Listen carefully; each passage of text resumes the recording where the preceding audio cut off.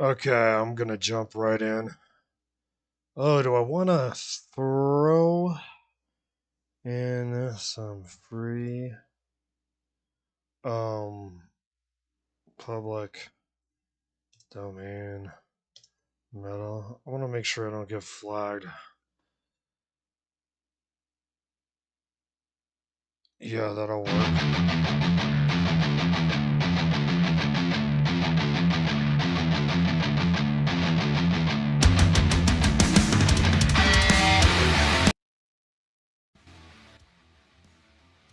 Okay, I think that is that'll work for now. All right, let's just jump in. So we had it previously where Sweet Tooth the clown had not felt this much rage since that earlier breakfast.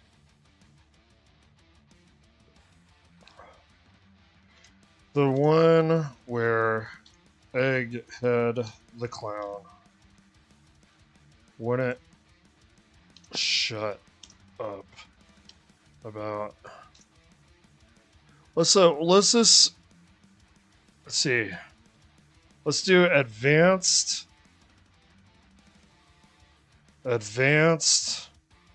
math terms.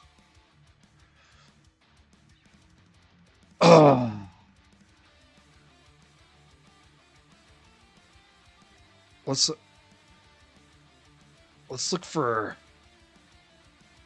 How about just Fibonacci sequence? About. I'm looking just for something that would be over somebody's head, mine included, of course.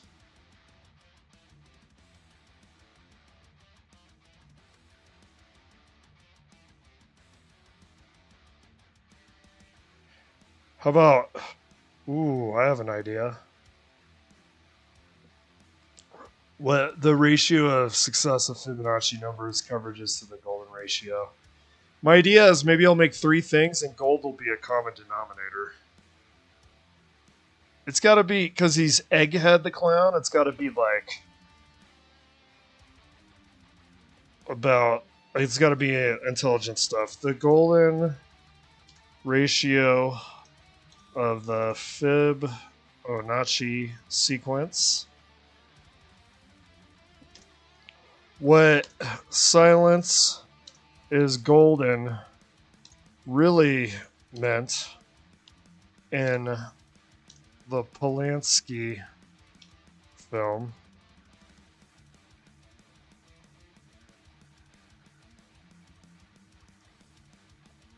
in the post Rosemary's Babies Polanski film. I'm trying to make it sound fancy because the idea here is Egghead the clown was irritating Sweet Tooth with his BS high academic trivia. Okay, let me say.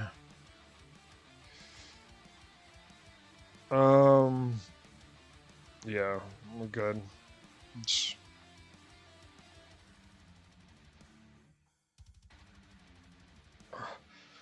Really meant. What else is gold?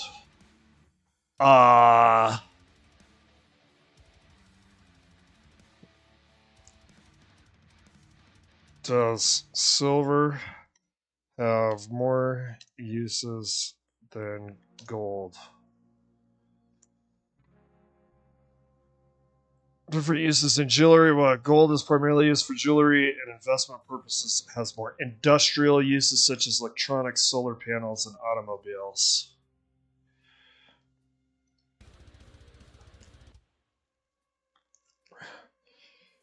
And how silver is a superior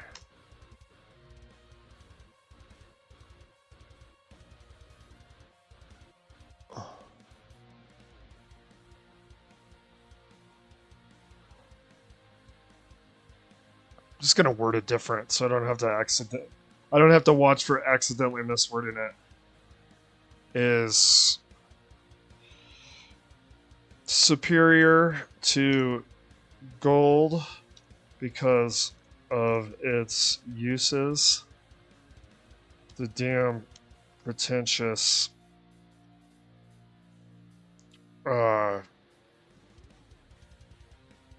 literal egg-headed clown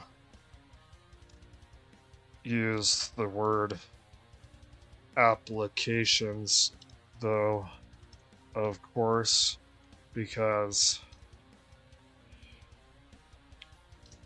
applications, because a 4-syllable word would do over a 1-syllable word for him, of course.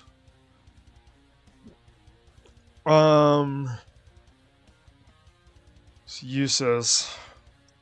The uses of silver were found in solar panels and making vehicles, and gold was just pretty. After that, maybe he would have lived if there wasn't an after that. He went on to connect the correlations between these seemingly unrelated subject matters about gold.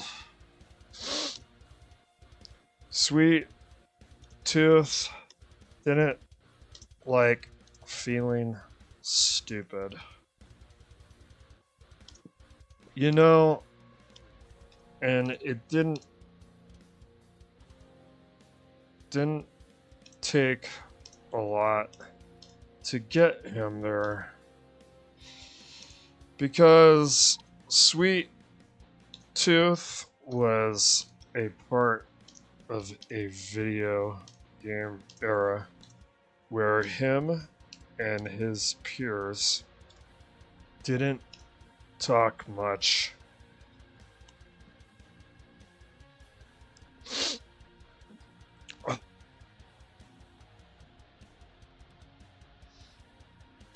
He couldn't even tell Egghead the Clown to shut up because, like, he was one of those video game characters. Actually, I don't know that for a fact. I better fact check myself, unless I want to completely go against actual canon. Does Sweet Tooth the Clown actually speak? I actually don't. I don't think he does, right? You know what they say about assumptions.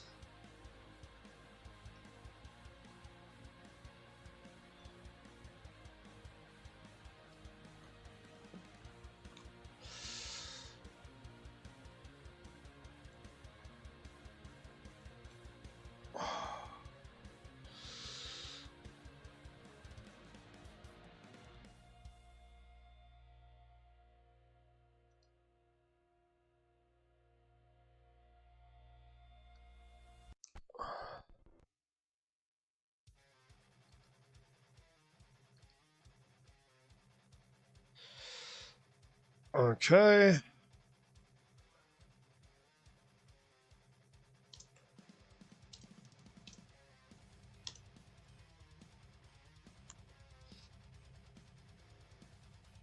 Does he talk?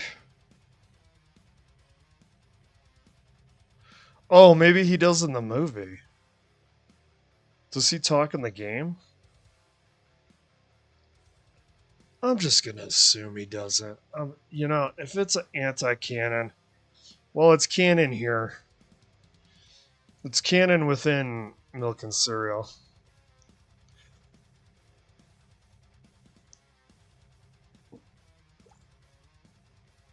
that was like having a constant mute button. Think Link. Think Sonic. Jesus H. Christ.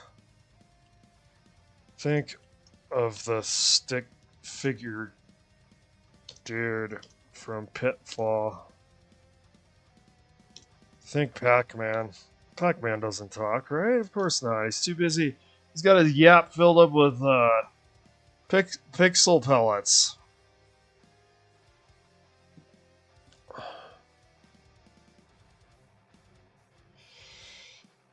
The fire grew.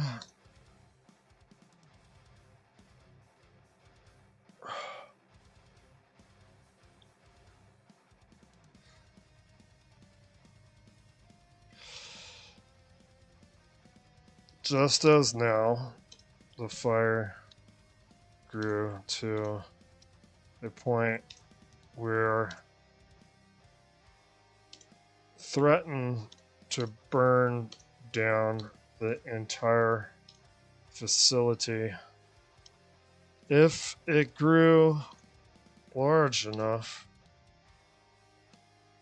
would there be a bunch of like stormtroopers or workers from Squid Game to suddenly appear with fire extinguishers? Usually, Sweet Tooth got his rage out, and the literal fire would die down. The fire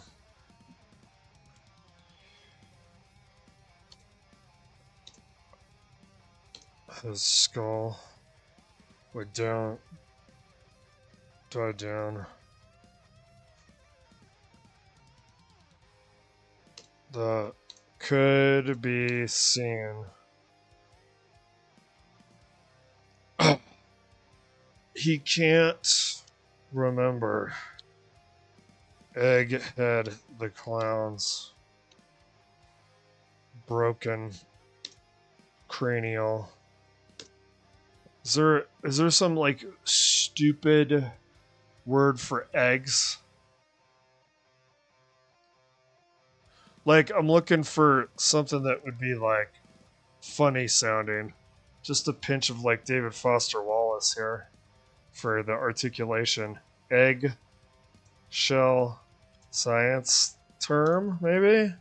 Like, there's weird science words for like everything. An eggshell is an outer covering of the hard shelled egg, and some forms of eggs with soft. Ooh. Oh, here we go. Nematode eggs present a two-layered structure. An external vitelline layer. Vitelline. Yeah.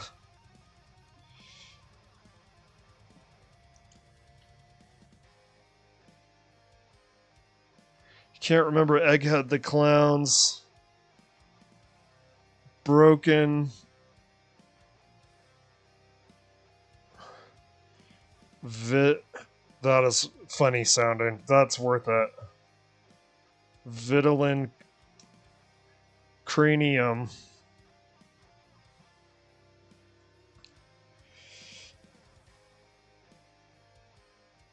And right now, as Clown from Dead by Daylight and Joker and Kefka get into a fray, it's making him more enraged.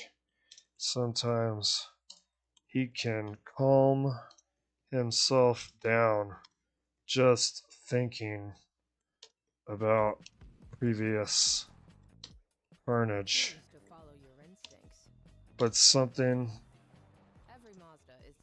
is blotting out.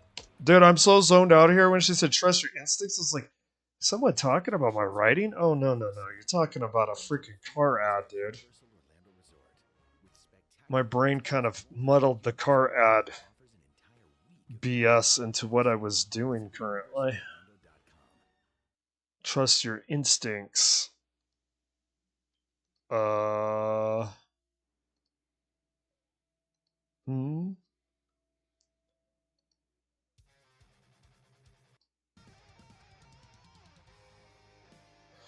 How long is this?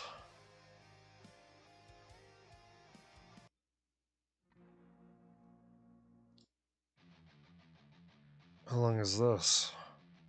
Can we get like a playlist? Yeah, we can get a playlist. Let's do this one.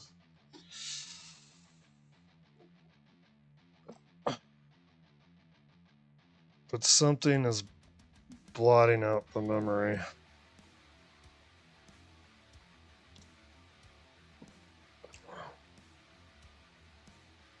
He wants to scratch. No.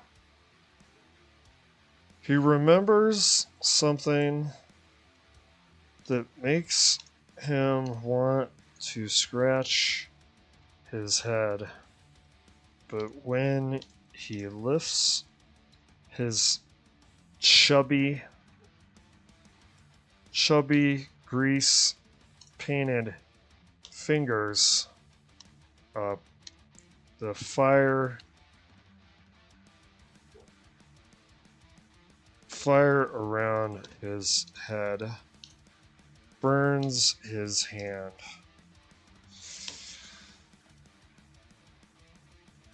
This makes the anger grow. Hence, the fire groweth as well. Wow, that's try hard sounding. Groweth as well. That would be kind of funny. I almost want to add that because it's so corny, but at the same time, it's so fucking sounds so try hard that the goofiness might be lost for it just seeming like pure try hard. Hence, the fire grows as well. Hence, sounds stupid too. So naturally, the fire grows as well.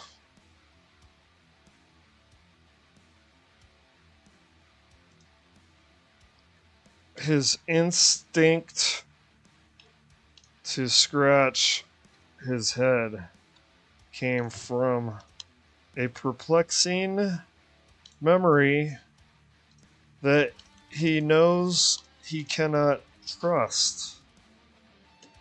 Was it literally what he saw, or was it some kind of censorship, some kind of distortion?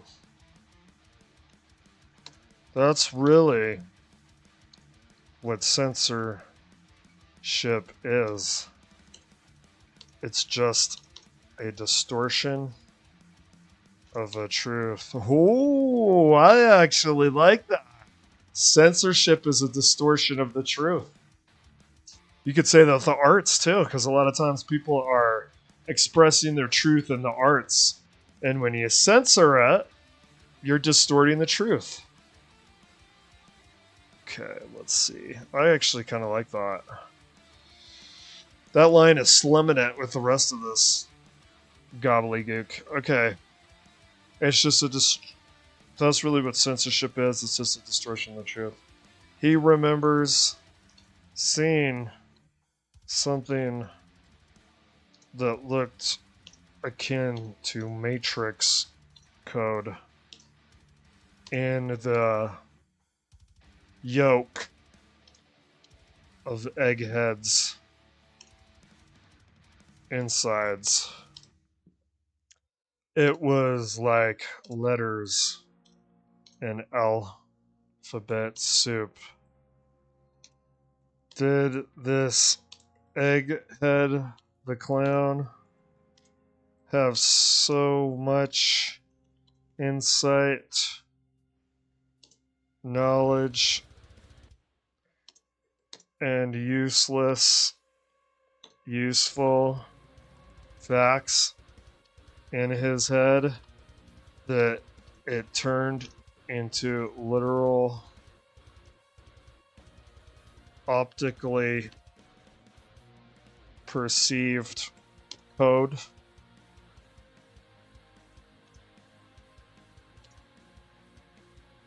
Or did he see something else? Okay. Well, if previously it was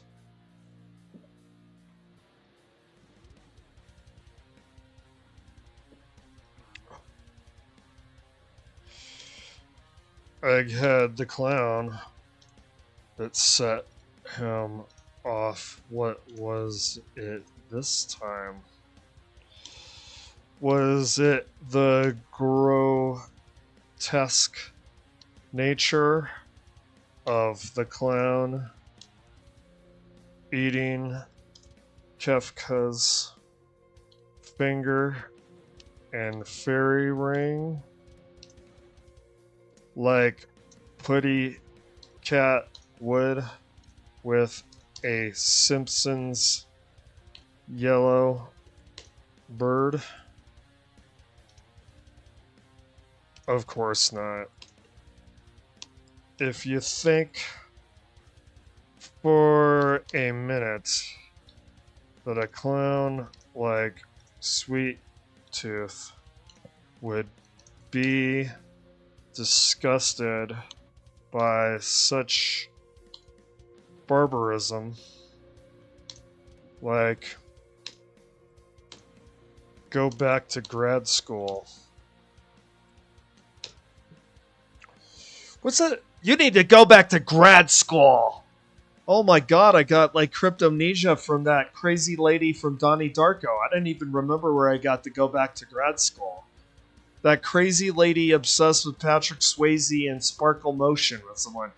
You need to go back to grad school.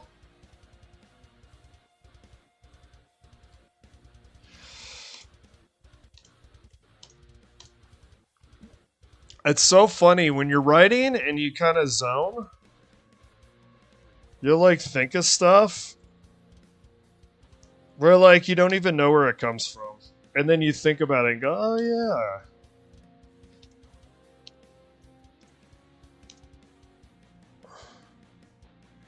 You need to go back to grad school. That is just such a funny line, dude. Please tell me I can find it. No, I'm not finding you need to go back to grad school.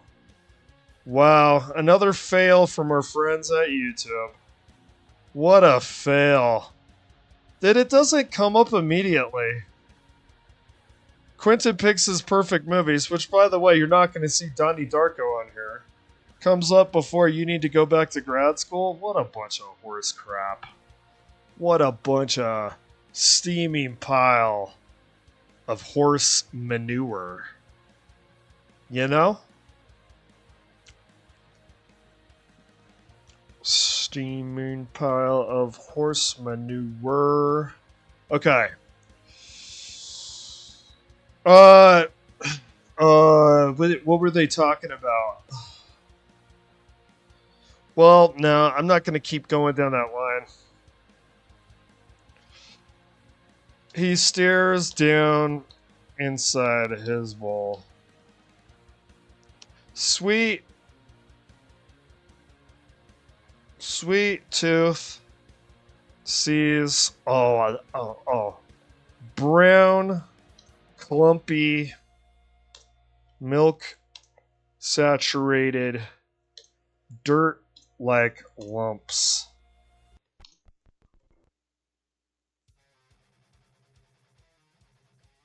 of grape nuts cereal.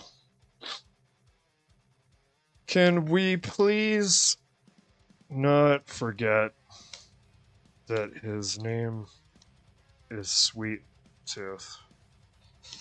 Besides him, his breakfast neighbor, who challenges to be almost as big as him, his shoulders continually bumping at him. People hate that, you know, and he's angry. Let's give him a lot of reason to be angry. Is enjoying Fruit Loop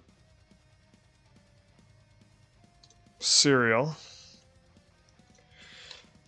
And the Joker had Batman cereal, didn't he? Sugary Batman IP cereal.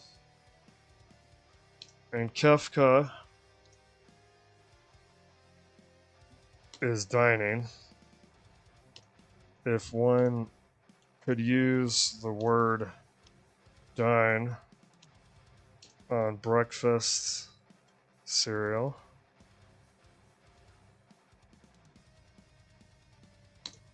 Minecraft IP cereal. I mean, we are talking about a lot of refined sugar. Something that is really underrated as far as drugs go. And Sweet Tooth himself is going through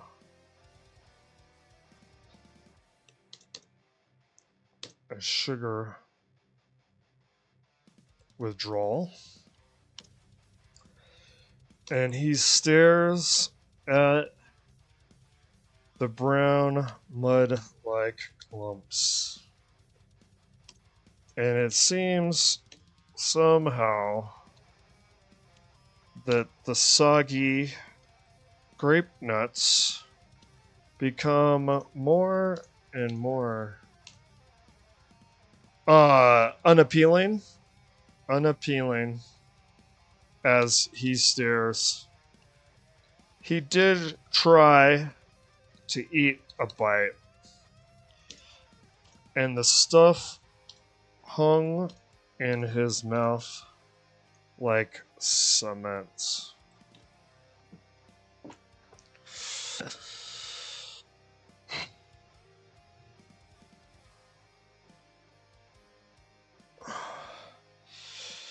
He grew angry, which heated up his head, and then made the grape nuts in his mouth warm and then hot. If his head had not heated up so quickly, perhaps he could have swallowed. But now the paste, the grainy paste of the grape nuts were swampy warm in his mouth. He spits them out, bellows out, shocking the clown, Kefka, and the Joker, and hurls the table that had been bolted down on the floor. So I'm gonna try something here. I'm gonna have the table do something here, but then without previous mention of it, it's going to look cheap and random. So we're going to go back here. We're going to go way back. I have to find a good place. A good place to add a wall-size mirror.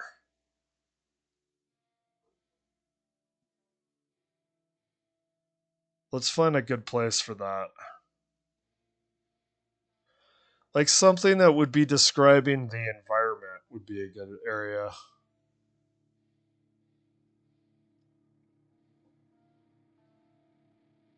Let me see. Doesn't he look over at the clown? Let me see if he does that.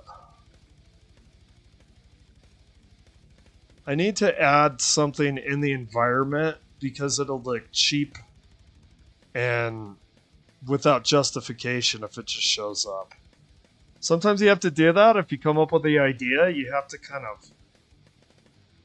to prop it up and justify it with stuff that you could add previously. Is this? Yeah. Needs to be before that. Maybe earlier. Oh, here we go. So, the clowns sat at the steel table that was juxtapositioned across a giant mirror across from them. Sometimes when the clowns were speaking, at least the ones where the mirror was visible, they would steal a glance.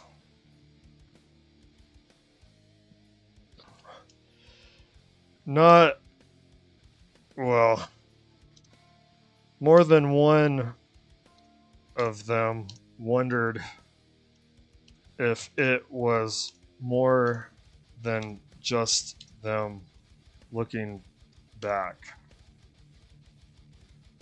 Okay.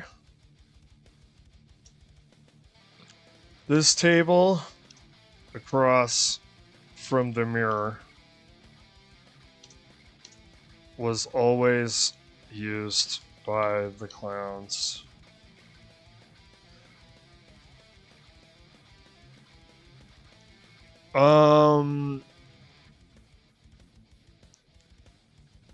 Let me see.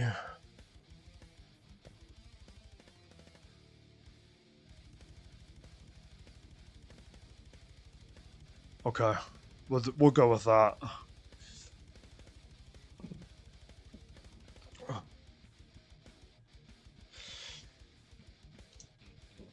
The bolts came off as quick as a human head would come off from a silverback gorilla. I'm being primed by the zeitgeist insane debate about 100 men versus one gorilla.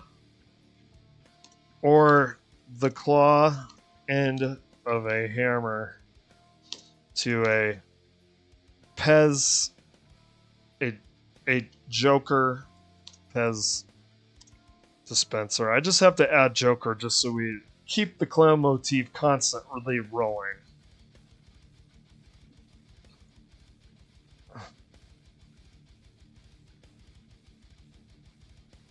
It was really an impressive flight.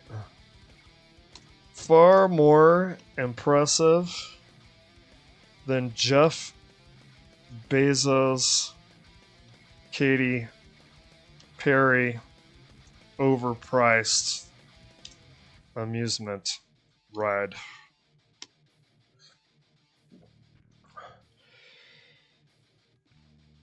Joker, Kafka, and Clown forgot about their fray and both stared absurdly at the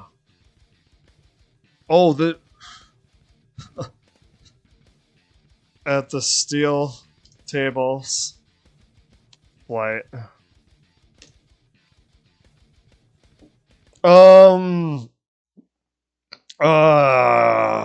Oh, this is for Wesker here. Doink, the clown, a long forgotten would-be legend of WWE when the damn thing still ended with an F, was still in a sitting position, eating what was once cereal and now became air as the table flew. It took the clown like 5 seconds of sitting on air to fall down. Very Looney Tunes-esque. I mean, there is some science behind this, though, you know. Like, pro wrestlers' leg strength can be pretty impressive.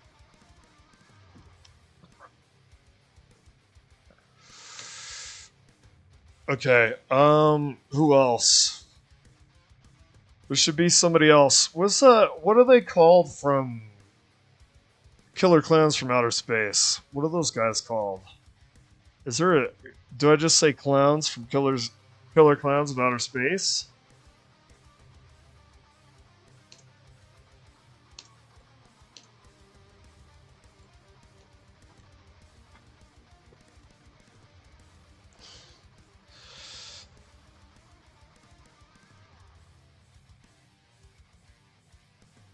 Okay.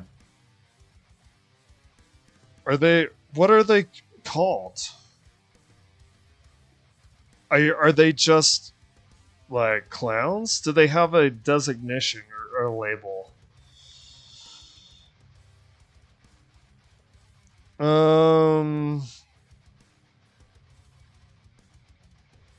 Let's. Oh, are they just? Oh God! You just replace the C with a K. Is that what they are? Oh Lord, have mercy! That is so great. It's so bad. It's so good. So okay. Oh, dude, this poster. Dude, all you gotta do is keep open with your senses to know where to go next. Do you see this? Imagine this is like the flinging of the table. Like we could tie the table into this movie poster quite easily, actually. Okay.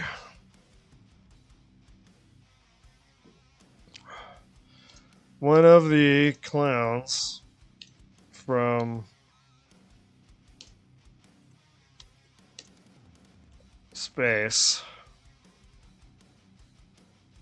as he was eating his cotton candy cereal, which, by the way, how sweet that cereal was in particular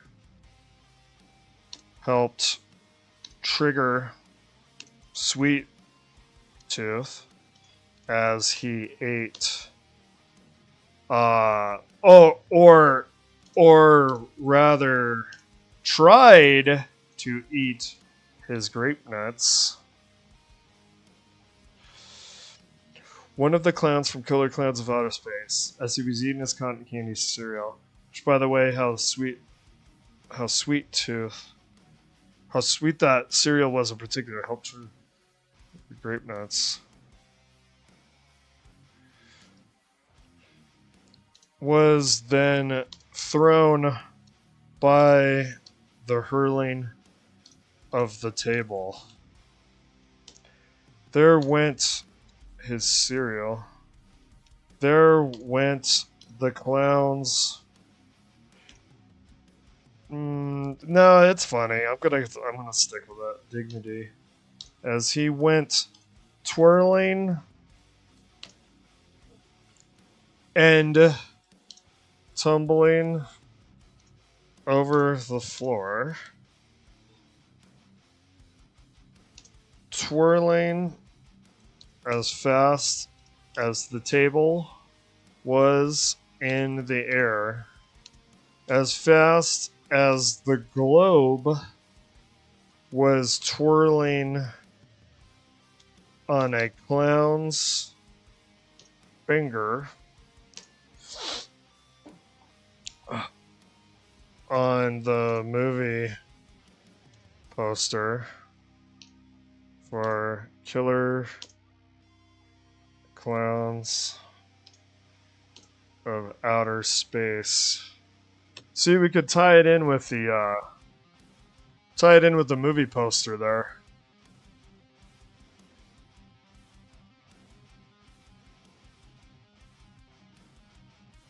Okay.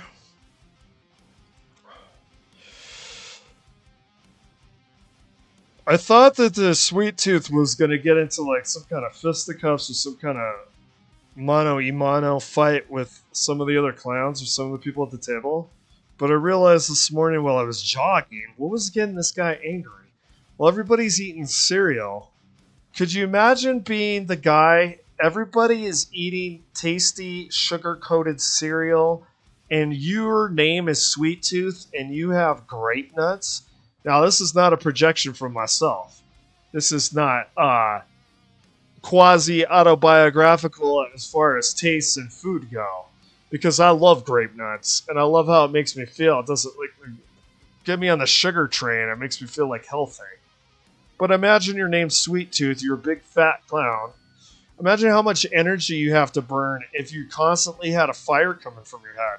What kind of calorie? I should like put this into this. Imagine how much. Honestly, imagine you're Sweet Tooth the clown. How much energy would you burn if you had a literal fire of flames coming off your skull? You'd probably have to eat nonstop, man. You know how much fat and sugar you need to eat? You wouldn't be looking for some grape nuts, man. You ain't gonna give a fuck about B vitamins when your skull is sitting there burning. You want some Spam. I bet you this dude loves Spam. He loves breakfast cereal, cake, ice cream. This dude is an ice cream fanatic. Poster, and we're not getting into that right now because now we're doing this guy. Which killer clown should we use here?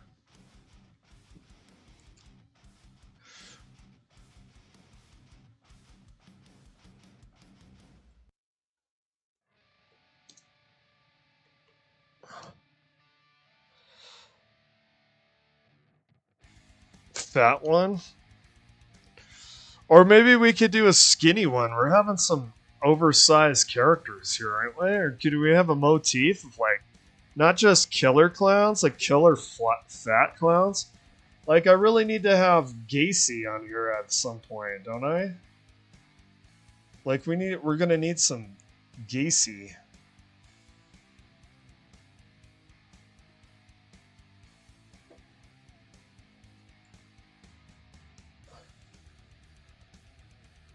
What?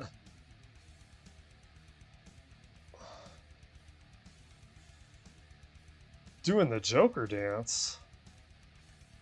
I played Bibbo, one of the killer clowns from outer space. Bibbo. Doing the Joker dance. Well, what's the Joker dance? I gotta see this real fast.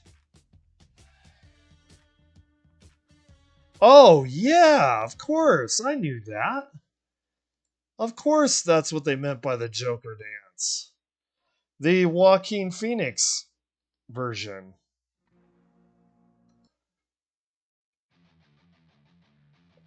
Okay. Well, I have to add that.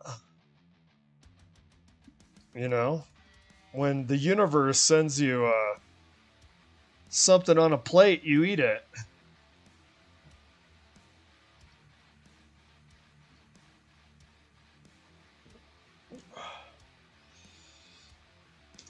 Bibbo hit the table hard.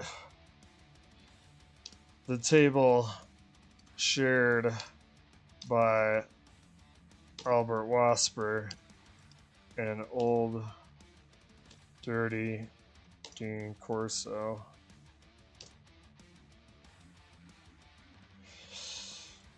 He thought about saving face and getting back up on his great big cherry red clown shoes and doing the Joker dance. You know, the one where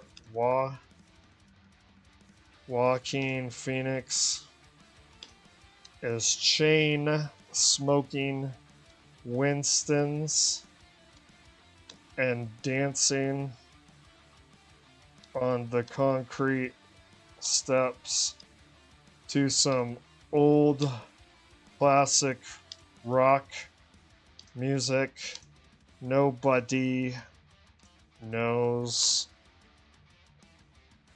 Nobody remembers what the name of it was. But instead, he just stares. Because the table, sweet tooth, hurled, landed into the mirror. And what was behind the mirror was not a wall.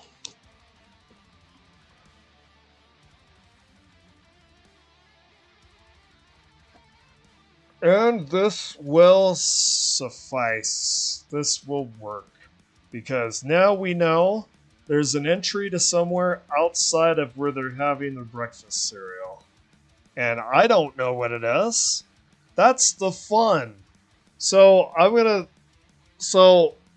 this is important. There's different ways of writing creatively. Like one of the ways is, okay, have you ever heard of this? Have you ever heard of the gardener versus the architect? This is actually, even if you're not planning on writing yourself, this is kind of an interesting to think about when you think of your favorite stories. You have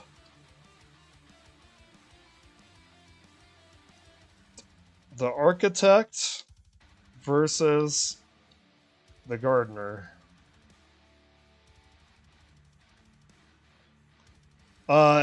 Yeah, I thought George R. R. Martin would come up for this. I think he might have been responsible for making this concept popular. I think it predates George R. R. Martin, but since he had such a huge spotlight on his writing career, I feel like he kind of popularized something that people knew. Okay.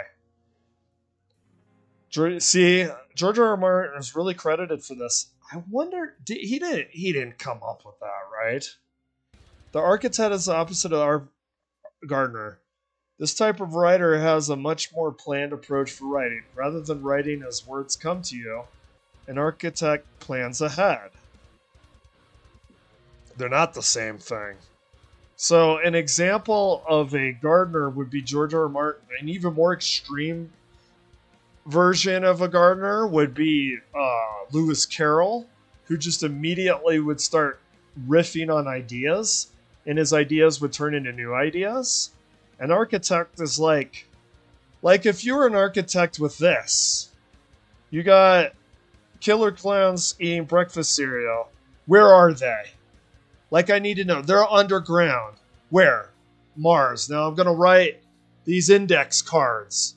You know, they're in Mars now. I don't know where they are now because I'm gardener.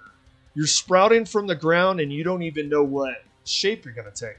An architect has a blueprint that they write into. They already know what's happening.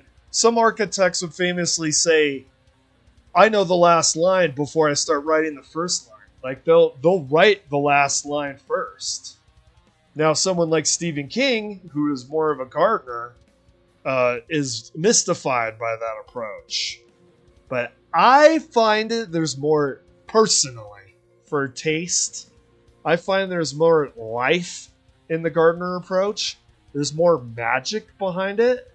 There's more tension as to what is going to happen. A lot of times an architect, knowing what they know, they're going to write in a predictable fashion because they already know where it's going. Now, if you have a mirror on the wall, or say you have a poster on the wall, kind of like Shawshank Redemption, if you break through that mirror or you break through that poster and there's a hole, what's on the other side of the hole? That's where the magic comes into play. That's where the imagination can freely speak for itself. And if you're an architect and you've already decided what happens, kind of chokes out the creativity and the pure chaos of what imagination can accomplish. So I find that interesting that I didn't get a bunch of random generic stuff for the gardener versus architect. I specifically, you run across George R. R. Martin. What I find really funny, I don't know if anybody's noticed this. So people that prefer architect say architect is superior. Gardner, see, that guy's writing, George R. R. Martin, he dropped the ball because he's a Gardner writer.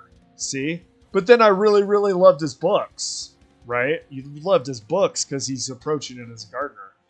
Those architect creator will oftentimes not seem to be like it's subjective.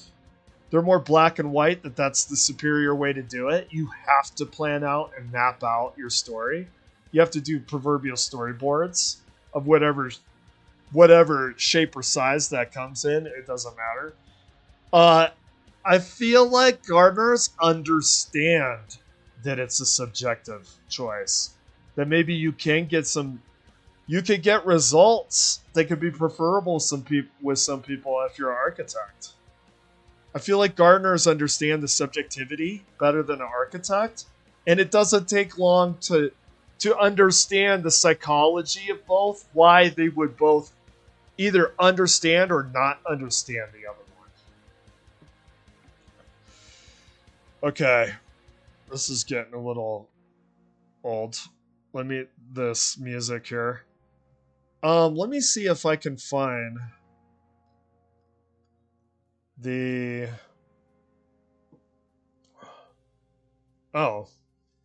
Didn't turn off. What the hell?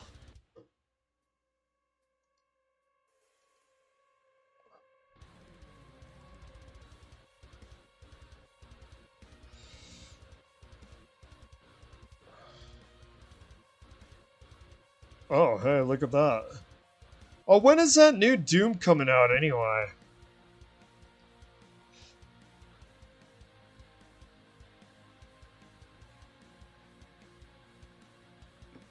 Doom video game launch date.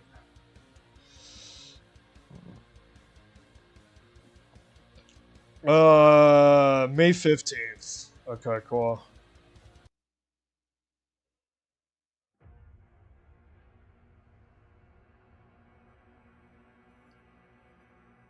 Dude, I bet you that's gonna be cool. Okay.